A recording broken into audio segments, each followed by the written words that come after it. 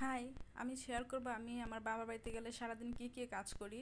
হয়তো বা আপনারা বলতে পারবেন বাবার বাড়িতে গিয়ে আবার কাজ কিসের, মানুষ তো বাবার বাড়িতে যায় রেস্ট নেওয়ার জন্য। আসলে আমার মা অনেক বেশি অসুস্থ, তাই আমাকে মানে গিয়ে সব কাজ করতে হয়, ঘরের যত যাবতীয় কাজ আছে। আমি সকাল সকাল গেছি, ভাত রান্না করছি, দেন তরকারি রান্না করে মরিচ তুলতে গেছি। এটা হচ্ছে নাগামরিচ আমাদের গাছের। নিয়ে আসা খাবার খাওয়ার পরে আমাদের এই মানে ঘরের পাশের জায়গাটাতে অনেক লাকড়ি ছিল, মানে গাছ কেটে আমার বাবা খড়ি করে রাখছিল এগুলো আমাদের। এই যে দেখতে পাচ্ছেন এখানে একটা বাংলো ঘর ছিল, এই ঘরটা আরেক পাশে নিয়ে তোলা হয়েছে। দেন ওই ঘরে নিয়ে সব কিছু রাখা হয়েছে। এই গুঁড়াগুলো আমি এখন ঘরে নিয়ে যাব। এই জায়গাটা অনেক বেশি অপরিষ্কার হয়েছিল, আমি ভাবলাম যে আজকে এটার কাজটা ধরি।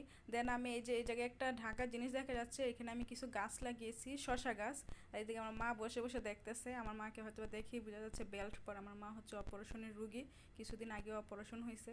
দেন আমাদের গাছের আম দেখাচ্ছে। আমার এক আন্টি এইসব ক্লিপ নিচ্ছে। এই তো, আমি বাবার বাড়ি গেলে আমি সারা দিন এই কাজ করি। আর যে খড়িগুলো ভিজা ছিল এগুলো আমি দূরে একটু মিল্লা দিয়েছিলাম, শুকায়, যে রোদ ছিল অনেক। এইগুলোই কাজ। আর এর ভিতরে আমি আমাদের গাছের অনেক শিলাবৃষ্টি হয়, তো তার জন্য সব আম পড়ে যাচ্ছে।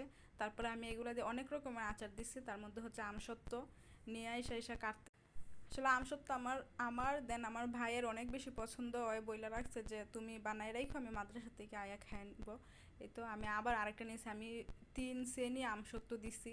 তো আরেকটা নিয়ে আসছি, আর আমার মা বসে বসে দেখতেছে। আসলে আমি যে কাজই করি আমার মা আমার পাশেই থাকে, কিন্তু কিছু আমি করতে দেই না। আর উনিও করতে পারবে না, তার জন্যই করতে দেয় না। ইনশাল্লাহ সুস্থ হলে তো আর কোনো কাজ করতে হবে না আমার।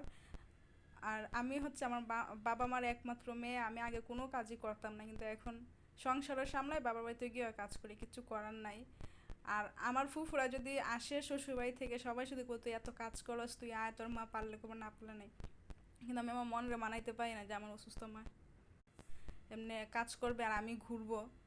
এই তো আমি আমসত্ত্বগুলো উল্টে দিচ্ছি, অনেক বৃষ্টি হয় তো, আর আজকে রোদ উঠছে, আমি ভাবলাম যে কেটে কেটে উল্টে দিই যেন তাড়াতাড়ি এটা শুকিয়ে যায়। উল্টে দিলাম। আর এই হচ্ছে ভিডিও, কেমন হয়েছে অবশ্যই জানাবেন। আমি নতুন নতুন ব্লগিং স্টার্ট করছি, ভুল ত্রুটি হলে অবশ্যই মাফ করবেন, আর সবাই ভালোবাসা দিবেন। আল্লাহ হাফেজ।